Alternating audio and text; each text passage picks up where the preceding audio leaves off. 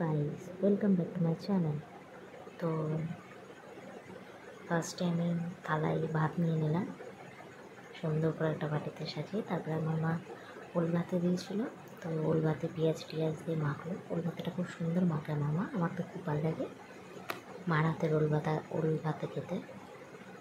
তো আমরা সবাই মার হাতের রান্না খেতে খুব ভালোবাসি, তো ওল ভাতেটা আমার খুবই ভালো লাগে আমার মার হাতের রান্না।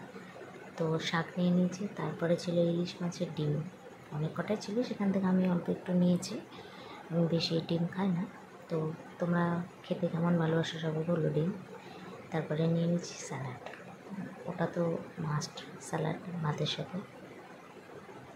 স্যালাড নেওয়া কমপ্লিট হয়ে গেল। তারপরে এলো স্পেশাল জিনিসটা, যেটা খেতে আমি খুব ভালোবাসি, ইলিশ মাছ।